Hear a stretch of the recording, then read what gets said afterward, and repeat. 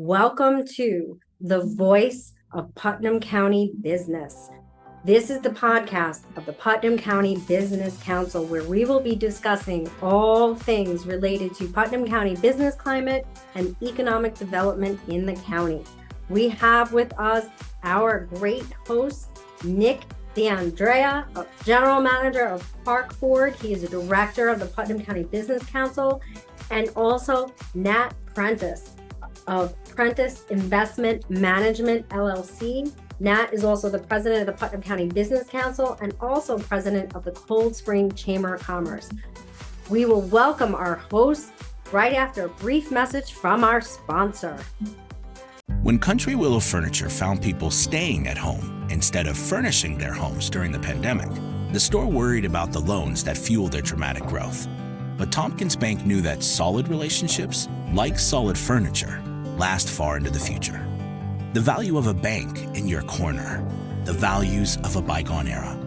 Tompkins gives you both, and the best banking relationship you'll ever have. Tompkins, your bank of choice. Find out more at tompkinsbank.com. All right, folks, we are back on the Voice of Putnam County Business Council. Nick here again with my co-host, Nat. How you doing, Nick? Okay. Always good, always good. Been a month since I've seen you. Hope you had a good Christmas and New Year and doing that. Everything's well. Great. What do we got with us today?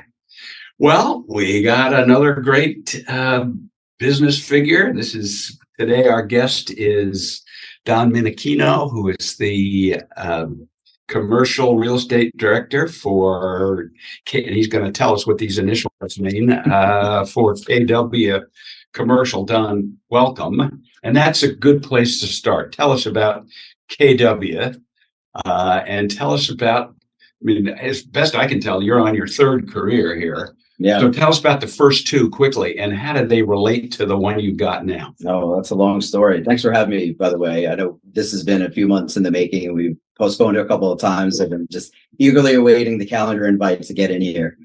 So thanks for having me. I was born in Yonkers, grew up in Stormville. My father was a wedding videographer for 35 years. My mom worked for the Department of Labor for 40 something years. So I kind of grew up in this, civil service sort of, hybrid with entrepreneurship. And I always knew when I was younger that I was going to own a business one day. I was going to do my own thing one day. I just didn't know what it was going to do or how I was going to get there.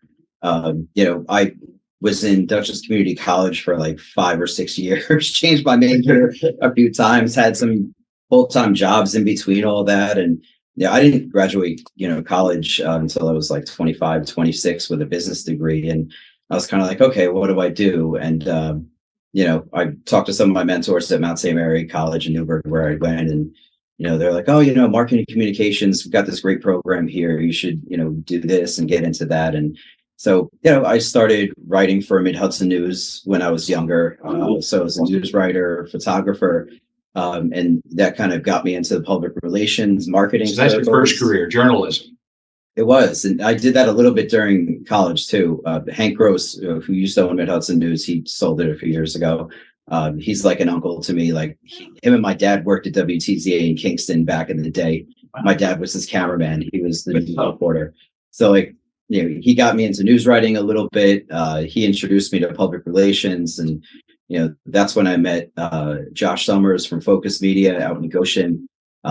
He gave me a few gigs to do, and I ended up going full time with him, and I worked there for 6 years. And so, so number two is you're an advertising guy, right? Yeah. So briefly, journalism, photography, freelance work.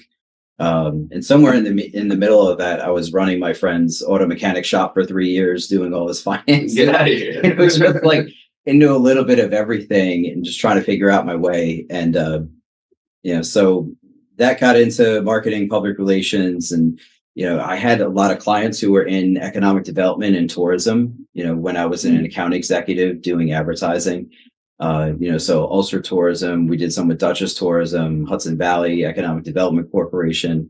And so I kind of got a knack for how the economic development world works.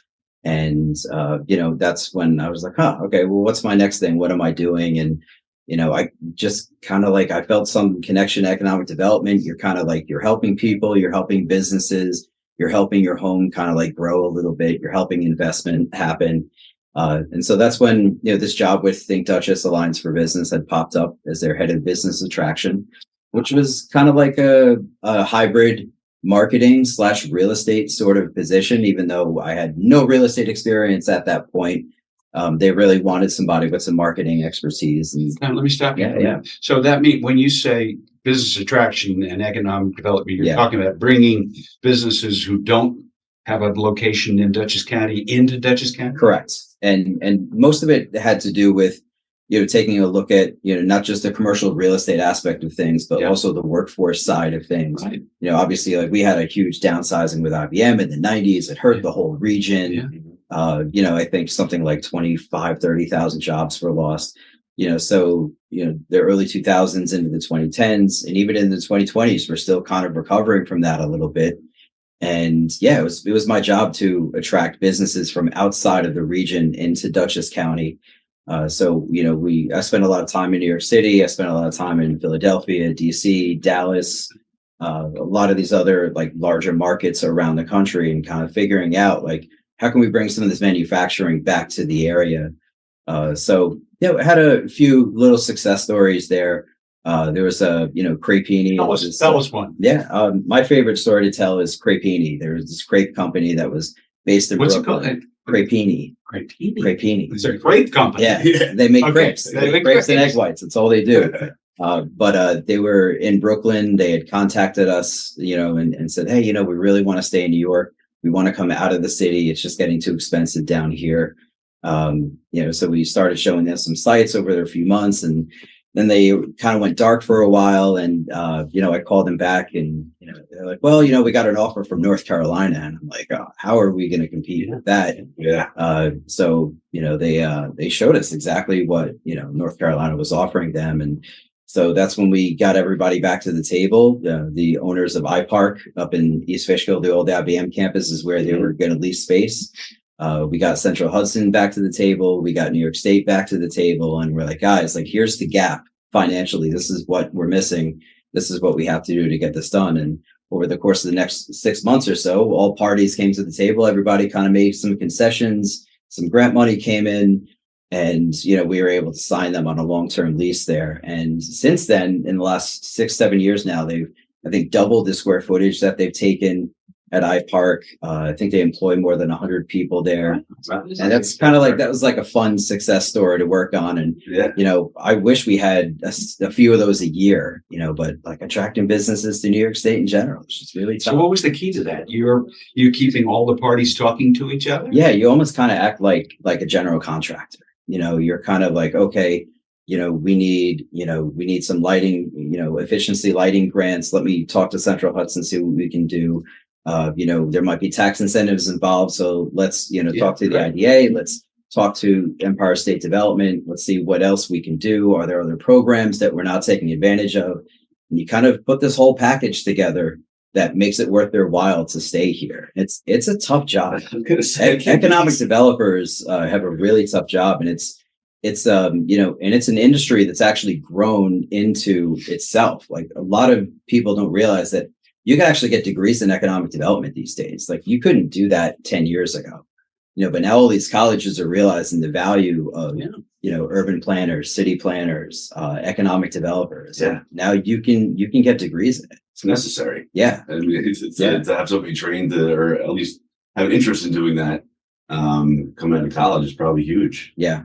So that was an interesting gig. How did you take this journalism, ad background, economic development background, and end up in commercial real estate? Yeah. So, being in economic development, like 90% of economic development is commercial real estate. It's knowing the properties, knowing the owners, what their goals are, what are they trying to do?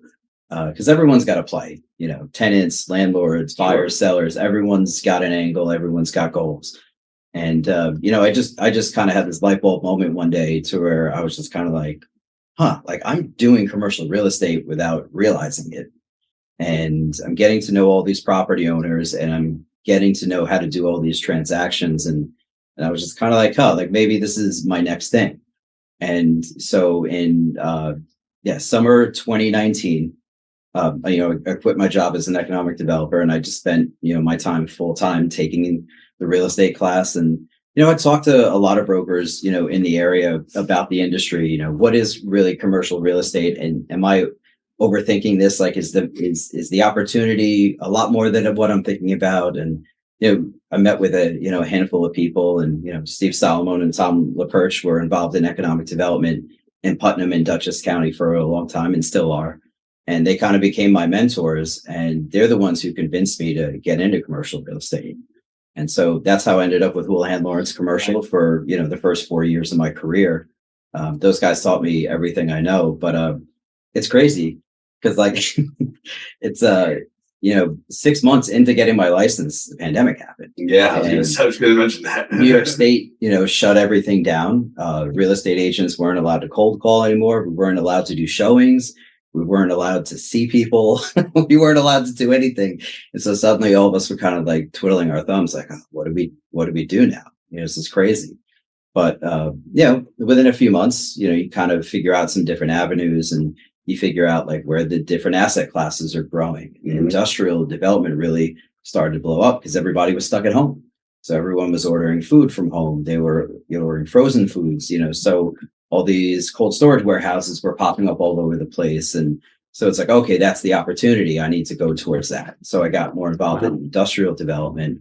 And even though the first year or two was kind of rough, I mean, it eventually all started to pay off. And did you choose Putnam County to base your business out of, or was it something that kind of just fell in your lap, or how'd that come about? I've always been like a Dutchess Putnam boy at heart. I mean, I grew up in Stormville, hung out in Carmel a lot, knew a lot of people in Mayapack. My sister married a Carmel graduate, got married at Villa Barone. It's like Dutchess and Putnam really is like a single market when you think about it. Like there are political boundaries, but when you look at things from an economic standpoint, like there's a lot of parallels between Dutchess and Putnam. Yeah. And so, I've always kind of been like this, like I call myself like a Main Street broker, so like you look at all the hamlets, the villages, the small cities that are in Dutchess, Putnam, and even into northern Westchester a little bit I go. And, you just get to know the people who are there. You walk Main Street, you get to know the property owners. You also kind of look at like the ecosystem of Main Street. And you're like, okay, well, what's missing here? There's a ton of restaurants. Maybe there's a couple of barber shops, but like where are the boutique shops? You start to see like what's missing. What else do people want to do that's going to attract people back to Main Street? And so, I focused a lot on Poughkeepsie because that's where people needed a lot of help up there. Yeah. And I built a big business up there, and kind of taking that business model and now just kind of like replicating it in other villages and towns and hamlets. Can I ask you about another story? Because you mentioned Poughkeepsie, and I was intrigued by your ability to bring something called Bowtie Cinemas to Poughkeepsie. Can you tell us that story? Yeah, that was another like interesting opportunity that kind of came out of like my economic development, education and background. Is like we talked about like ecosystem building, like what's missing. And Poughkeepsie was really kind of like missing things to do. Like the Bardavon's great. It's been there, 150 years now. I think I might be getting that number slightly off.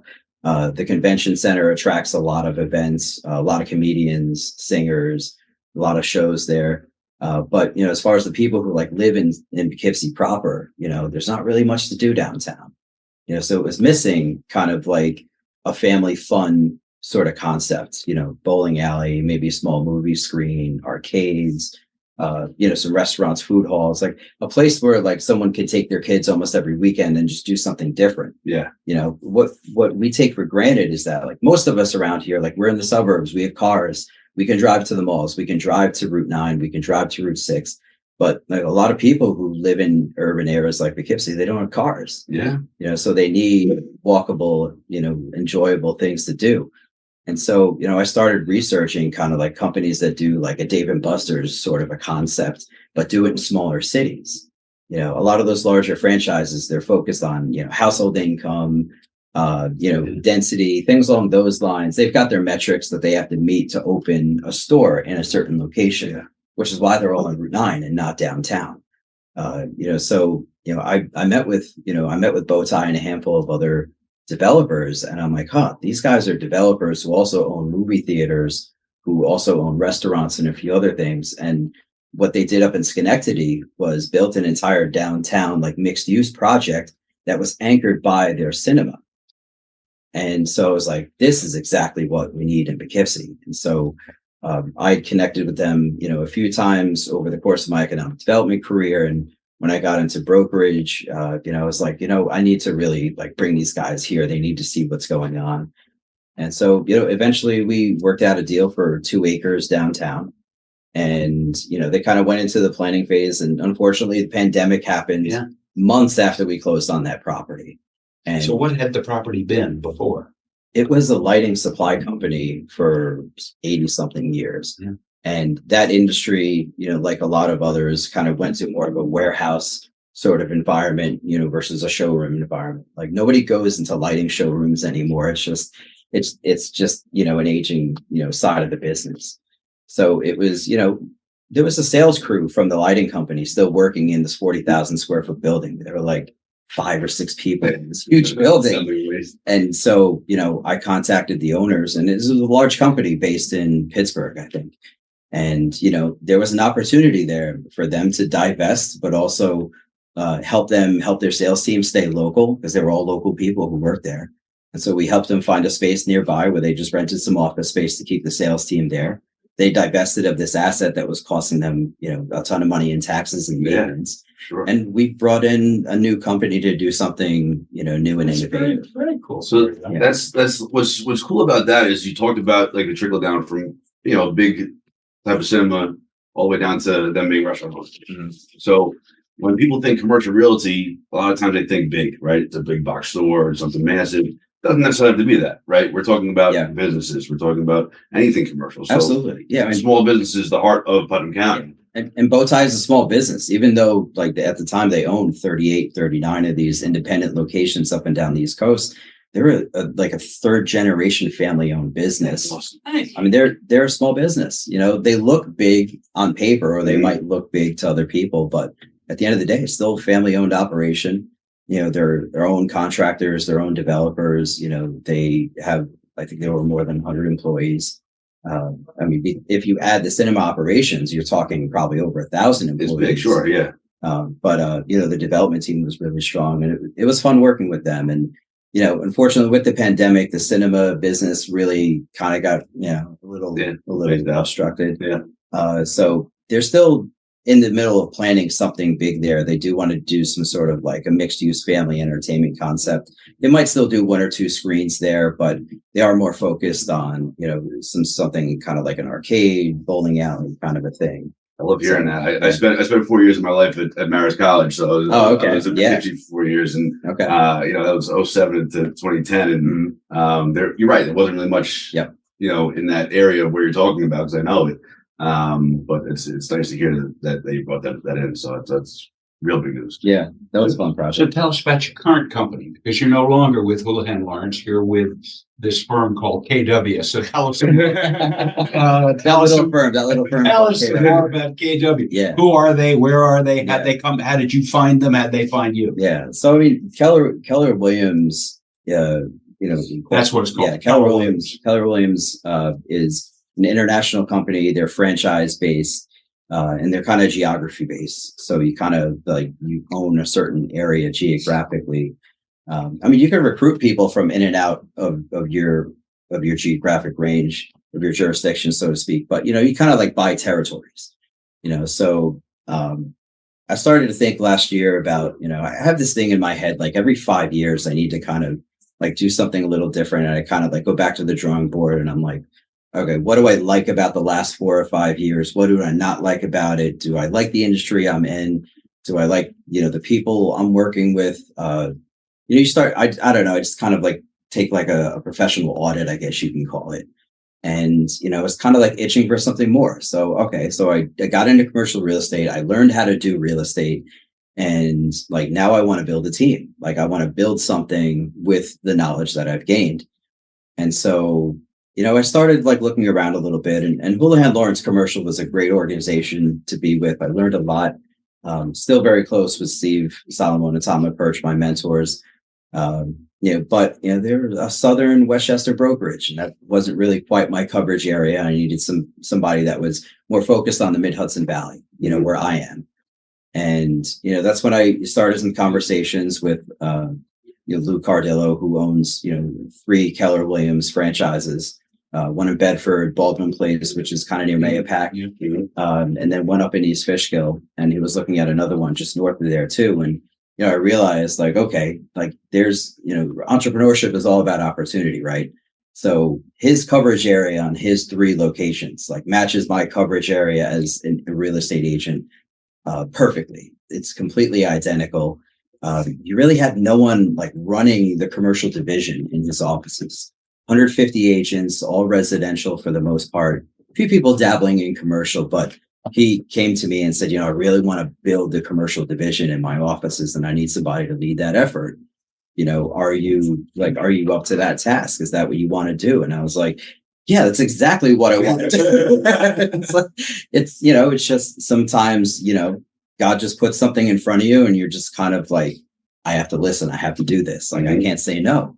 I'd be foolish to say no. It's you just got to go with your gut on things. And, so a couple of months ago, made that jump. And, this year has been very transformative for me. In the last 8 weeks, I bought a house, changed jobs, took this new position, and my fiance, my then girlfriend, Lauren, and I got engaged a few weeks before Christmas. Wow. So thank you. It's been an incredible year. Best year on the books for me. That's awesome. Yeah. That's so cool. I mean, just you talking about a couple of things. One is not having that fear of change. Yeah. I mean, that's huge, because I think that's an obstacle that most people have a hard time overcoming. It's tough, and I still do it. I have to force myself out of my own cocoon sometimes and just kind of get used to it. It's tough. We like security. Yeah. But I mean, and honestly, security is kind of an illusion. It makes us feel comfortable. Right. I mean, we all do it. Nobody doesn't do that. And my parents' generation thought that working at the same company for 30, 40 years, your entire career, to them, that was the security that they needed in that moment. Our grandparents' generation was like that as well. My grandfather was in the second wave of Normandy, World War II.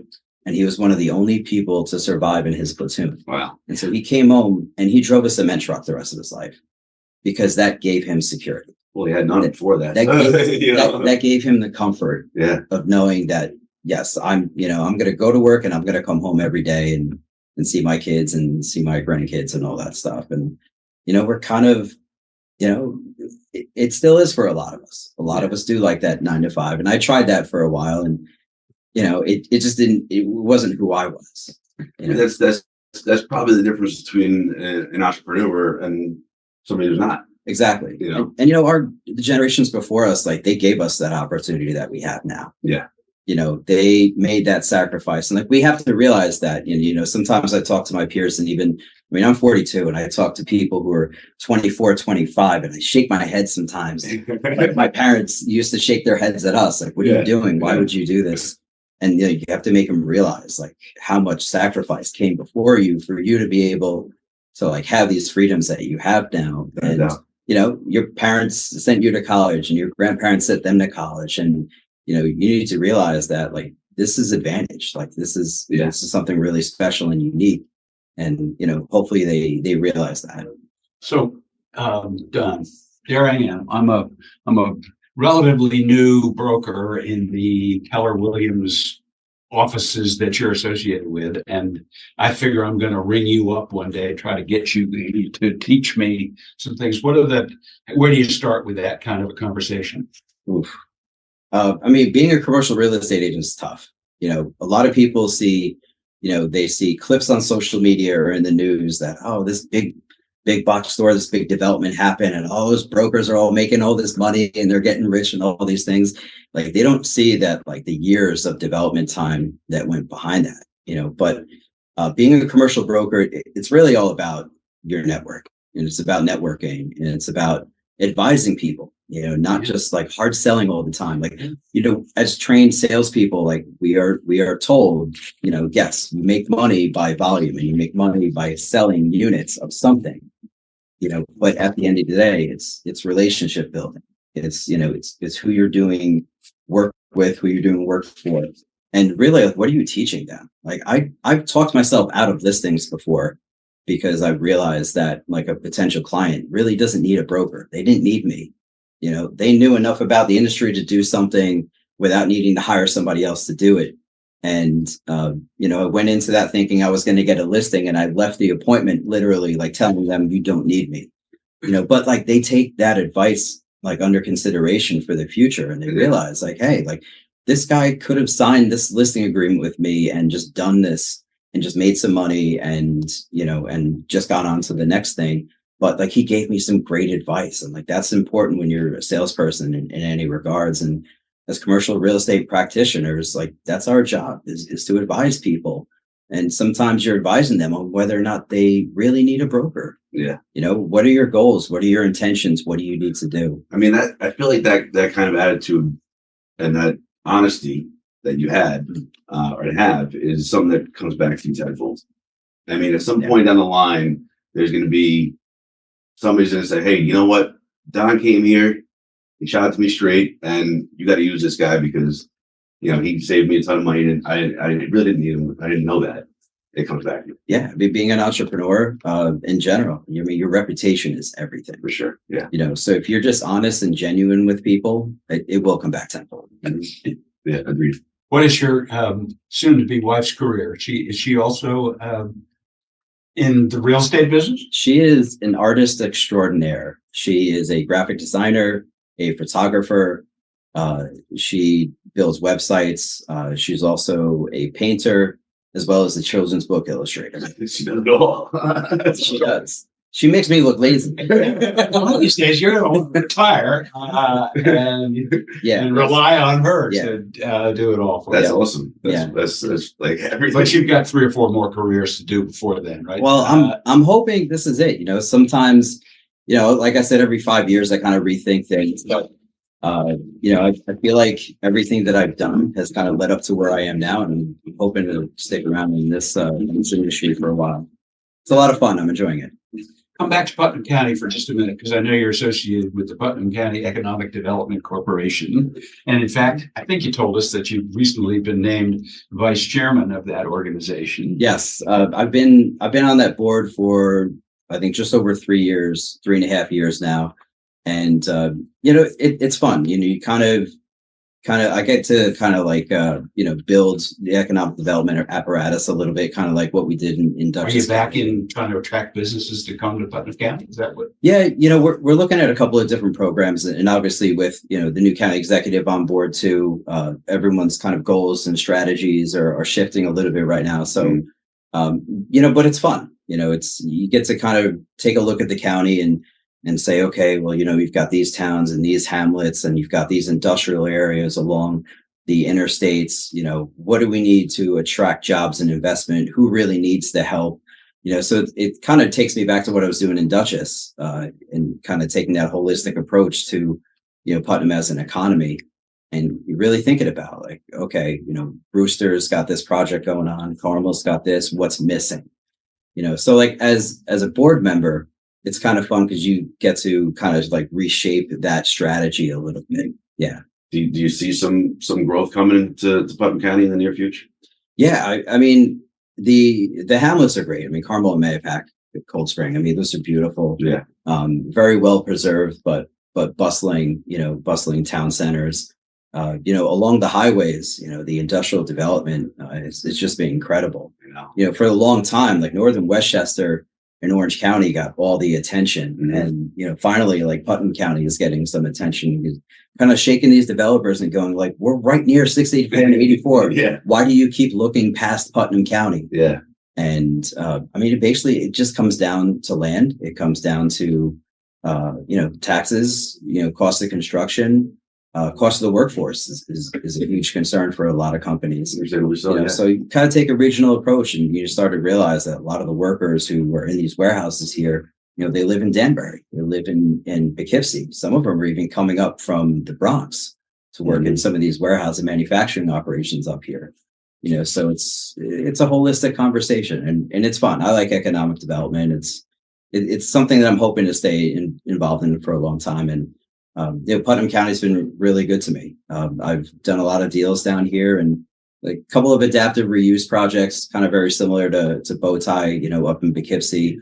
A couple of old warehouses that are in kind of rough areas that we were able to sell and adapt into different uses. So it's good. Is that the answer? Is this adaptive reuse? Is that part of the answer to the housing crisis that New York State believes it's in? I mean, have you ever taken a commercial property and refigured it as a residential property? Yeah, like factory to residential conversions are really popular, and the layouts work really well. The finances work pretty well for the developers, and most of those factories are in like these older, like downtown or urban centers anyways, and that's where people want to live these days. Mm-hmm. How about a religious order, where the monks used to live and there aren't any monks anymore? Well, we've got a few of those over on our side of the county. Yeah, I mean, if there's any vacant monasteries in Putnam, I'd love to talk to the owners. But we see a lot of religious to residential conversions happening, or just commercial conversions. There was a huge church in Beacon on a couple of acres that I sold a few years ago to a developer who got approvals to build a boutique hotel next door, and they're using the church as an event space. That was you. Yeah, it was fun. I like those. Those projects are fun. Selling and doing investment sales, things like that is fun. But adaptive reuse, taking something that's old and dormant and bringing it back to life. Yeah. That's pretty cool. That's very exciting. Yeah. I mean, Don, we could talk to you for hours. Yeah. I mean, you have so much knowledge about the area. You've had success in this area, and we hope to see continued success in the area. I for one personally would love to get to know you more after this podcast, do more work with you, and connect our networks together. That goes for me too. And I'm over on the other side of the county, which may be of use to you. Absolutely. No, this has been a great pleasure. I appreciate you guys having me. This has been fun. Yeah, awesome. Thank you so much for being on. Yeah. Don Minichino, KW Commercial Realty Partners. Thank you so much for tuning into the Voice of Putnam County Business. Let's hear a word from our sponsor. Thanks for tuning in to the Voice of Putnam County Business, brought to you by Putnam County Business Council. We are sponsored today by the Promenade on 6. Promenade on 6 is a small business hub that is set in an industrial, modern, contemporary space that is proudly showcasing all different kinds of small businesses. You have to check it out. Go to promenadeon6.com and you will get an idea of what Promenade on 6 is. And also brought to you by Park Ford. Park Ford is located right on Route 6 in Mayapack. If you are interested in purchasing a vehicle, you're going to reach out to Nick D'Andrea, 914-774-0036. But I can tell you that I have personally bought and sold, I think, about 5 vehicles with Park Ford. In fact, I have bought cars that are not Fords through them just for the fact that I don't want to deal with any other service department. These guys are world class, whether it comes to buying and selling vehicles or getting your vehicles serviced. Park Ford.